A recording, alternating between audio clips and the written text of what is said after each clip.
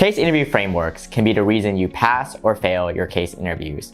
Without knowing what makes a strong framework, you'll be going into your interviews completely blind. So it's critical that you have an understanding of what frameworks are. The best thing that you can do is to create your own frameworks from scratch, which is a skill that we teach all our clients here at my consulting offer. But if you're just starting off and learning how to build cases and frameworks, I want to share with you 4 important frameworks that consultants use to give you a starting point. Hi, my name is 𝗙𝗿𝗲𝗀, and I'm the founder of my consulting offer. Our company helps people from all types of backgrounds land their dream jobs at top consulting firms. If you're joining us for the first time today, click subscribe and you'll get new videos on landing your dream offer as soon as they land. Going into your case interview can be a scary situation. I remember personally how it felt going to my first case practices before my case interview with Bain and wondering, where do I even start? If I was asked how to improve a profitability for a client, where should I even start? Do I look at the costs, the pricing, the customer, the product? There were just so many things that I didn't know when I first started preparing for my consulting interviews. And a few years after landing my dream job at Bain and working at Bain and then leaving Bain, I started my consulting offer where my team of former Bain, BCG, and McKinsey managers, recruiters, and consultants helped over 500 people just like you land their dream offers. One of the reasons we have achieved this is by arming our clients with the case interview frameworks and teaching them how to create their own frameworks from scratch. But before you can create your own frameworks, you need to know what case interview frameworks are. And the best way to do that is by looking at specific frameworks that are used in consulting. Today, we'll look at 4 specific frameworks. And if you stay until the end, you'll learn and understand what these 4 are, when to use them, and how to use them. Before we dive into what these 4 specific frameworks are, I want to first briefly discuss what these frameworks are and why they're important. A case interview framework is a structured way of thinking about a problem. It breaks down the problem into key issues that need to be analyzed in order to get to a solution. Frameworks are important for consulting interviewers. They want to hire people who have strong, structured problem-solving capabilities. You need this to be a successful consultant. So you'll need to come up with specific solutions to a client's business problems rather than giving a generic solution that you would find in a business school textbook. The easiest way to demonstrate your structured problem-solving is by using a case interview framework. Okay, so now you know what case frameworks are and why they're important. Let's look at 4 popular frameworks that consultants use so that you can get a basis for how to build your own frameworks. First, we have the BCG 2x2 matrix.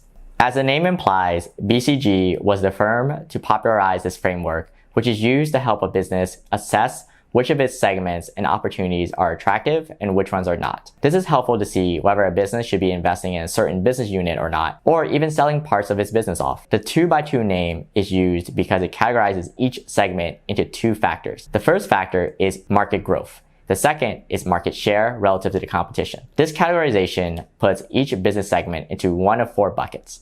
The first buckets are known as the stars. A segment that is high growth and high market share is typically very profitable. These segments should get more investment so they can continue to grow. The second bucket are cows. These are business segments with low growth but high market share. These are typically profitable and don't require as much investment as a star. If so, profits from this segment should be invested in other higher growth business segments. Hence, you might also refer to this bucket as cash cows because they produce cash that you can use to invest in other segments. The third bucket are dogs, a segment with low growth and low market share. Dogs are often not profitable. A business should consider divesting from these segments to create more cash to invest in more profitable areas. The final bucket are question marks, a segment with high growth but low market share. These segments are frequently not profitable and require further study.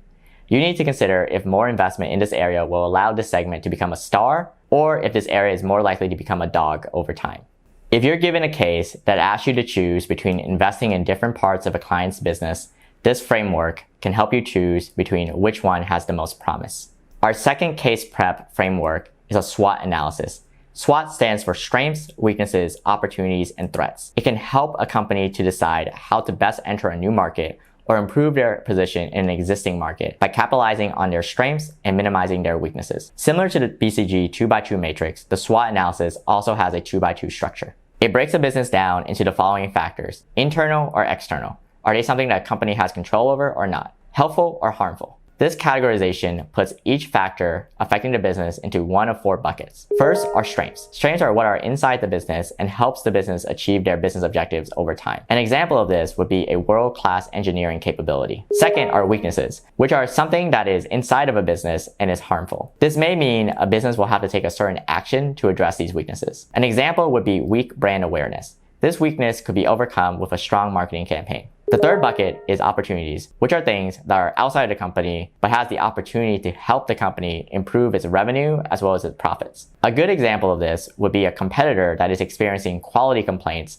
from their customers. This opportunity could be leveraged by creating a marketing campaign that highlights the higher quality of our company's products. The final category and bucket are threats. This is something that is outside of the company and is negative and harmful to the company, and the company should focus on overcoming this. A good example of this would be new market regulations that the government imposes. In short, a SWOT analysis is a framework that can be used to identify areas where a company can take advantage of opportunities, strengths, and minimize their threats and weaknesses. The next example I want to share with you is the 3 C's framework. The 3 C's framework helps businesses develop their competitive strategy. The 3 key factors here are the following. The first C is customer. Who is the customer avatar? What do they want in your product or services? What customer segment exists in the marketplace? And then what does each segment look like in terms of growth, price sensitivity, and other factors? The second C is company. This is when consultants will go in and ask the company about their current products, their services, how are they different from their competition, what's the company's current market share, and what's the company's growth rate? Does the company have the internal capabilities to create an advantage? If so, what is that advantage? The final C is competitors. So when a consultant goes into a business, they'll look at the competitors' products and services that are already in the market and see how our products compare. This includes current products and services, but also substitutes for the company's products. What internal capabilities do competitors have that would give them an advantage relative to the company's products? Are there big barriers to entry for new competition, or is it really easy for new competitors to enter our market? The more a company understands the 3 C's, the better they can develop products and services their customers love and create barriers to prevent competitors from coming in and duplicating their products and services. The 4th framework that we'll look at today is the 4 P's marketing framework. The 4 P's is a popular framework that is used to help differentiate a product or service from its competitors. The 4 P's are product, price, promotion, and placement. When it comes to product, a company must be clear in defining what they are offering to customers. What sets the company's products and services apart from its competitors? Second are prices. Prices can vary significantly for what a customer is prepared to pay for a product or service. What's more, price can obviously have a dramatic impact on revenue and the company's profitability. A company can only command a high price if they have quality and/or particular product specs that set them apart from competitors. The 3rd P refers to promotions, which exist to try to get customers to purchase a particular product or service by making customers more aware of the product and showing off how the product or service compares more favorably to their competitors. This could be achieved through marketing and advertisements, whether online like social media or email marketing, or offline like buying a trade show. The 4th P is placement. Customers need to be able to figure out where to purchase the product or service. The goal of placement is to make the product or service easy for the customer to buy, whether in person at a store or online. The 4 P's framework is good to use in cases that involve introducing new products to a market or how to improve the competitive position of an existing product. So what's the best framework to use? So here we've discussed 4 frameworks, but there's so many other ones. So how do you know which framework is the best to use in any given case? The best frameworks to use isn't one that you copied straight from any of these. It's best to understand what these frameworks are so that you know the type of issues that will come up in a case interview, but you need to be able to make up your own framework from scratch. This shows your interviewer that you can structure problems on your own, tailoring the frameworks to the business problem at hand and helping the particular client with their specific problems. Okay, so now we've gone through 4 popular frameworks, and you might be wondering about particular examples of case interview questions that you can use to start practicing. Don't worry, I'm already one step ahead of you. I have a video coming up that exactly outlines this topic. So if you're just starting off with casing or writing frameworks, you'll see how to exactly put these frameworks into practice. Before I go though, if you're struggling to land an offer and want a more personalized approach to crafting your resume, your cover letter,